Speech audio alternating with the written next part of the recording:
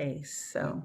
Linda, let me kind of bring the topic to something that is very near to a lot of my clients, Mhm. and it's I always screw up the numbers, but I think it's the B2 visas for the truck drivers. The H-2Bs. Okay, The H-2Bs, and they're like those particular visas are seasonal visas. okay, And they're good for 10 months out of the year. And those visas are usually for seasonal workers who work in recreational parks, hotels, trucking, and you can solicit 1 to 99 workers on one application.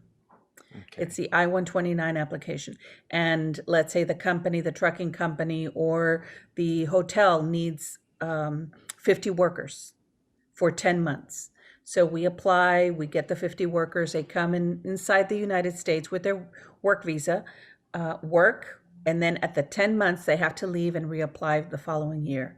And so those are coveted visas, and there are not a lot of them. So a lot of these big companies get first dibs sometimes. Right. So we have a lot of clients who have the truckers that are Mexican truckers, and they're Hmm. able to drive here. There's certain restrictions. My understanding is they can only pick up a load in Mexico, deliver it. They can bring back from the same location, but they can't triangulate and pick up somewhere else. Correct. Okay. Yeah. And so those how lengthy is the process to get those applications? Um, Usually, if we blanket them, and this is why I tell a lot of the clients, make sure that you have your workers. Even if you think you might have 40, but really 30, apply for the maximum. Um, it's usually about 6 to 7 months, Okay. 6 to 7 months to obtain the visa and get all the workings and done. What we need from the applicants and from the company who's sponsoring them is name, date of birth, um, any recent or previous deportations, and criminal record, because we need to put that on the application. And ultimately, the applicant's fingerprints Right. will detail everything for us. So we ask them, please be honest with us, because then we have to backtrack and make excuses on the application, and it might be denied because we give false information. So, and pretty much I tell the owners of the companies, give me this information and I'll tell you who qualifies based on our experience. That way we don't get the whole application disqualified and rejected. Right. And I guess that's the key there is getting the application just right before it goes Yes. in, and having that experience of, look, this is going to be a red flag, and if you want to be sure it's going to pass, we need to maybe take this person out because they've got this questionable issue in their record. Right. And it used to be, this is how, when I was a baby lawyer, I would see all these lawyers getting what's called an RFE, request for evidence. And I would think, oh no, you don't want to get one of those. And the more I learned and worked for these big law firms, they loved those because they could charge the clients more money for it. Like, But we hardly get any RFEs because I tell my clients, I'm really strict. I don't want to do this again. I don't want to answer questions.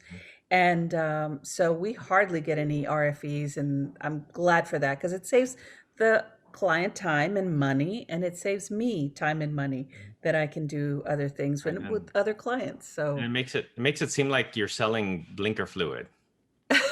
yes. Oh,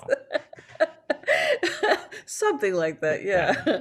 But Okay. yeah, no, no. We're pretty strict on that. And one of the other things that I mentioned is a lot of families, very middle class and upper middle class families from all over the world want to send their children to study in the United States. And we tell them the best thing for them to do is apply for a visa. And in the last few years, a student visa, F1 visa, was very difficult to obtain because of the many changes. But there's something else called a vocational visa. It's an M visa. And right now, because we need so many medical workers, getting an M visa in vocational nursing assistant school or um, X-ray technicians. We are very low in the United States, and we encourage students from other countries to come in and get a vocational medical degree that would allow them the same thing. Once they get their M visa studies finished, they can apply for an H-1B, or a hospital can sponsor them. And so they're able to stay here longer, and it works out great. Most people think they have to come with a regular F student visa, but there are other options that they can do Right. as And well. I was listening to the Wall Street Journal probably a month or so ago. Hmm. They were talking about how some of those visas for students may be in jeopardy Hmm. because it's, well, are we going to have in-person classes or not? And if we don't have Correct. in-person classes, why do you need to be in the country? So Exactly. I guess that also, puts things up in the air for these people who are wanting to go to school here but don't know if classes are going to Right. make in person.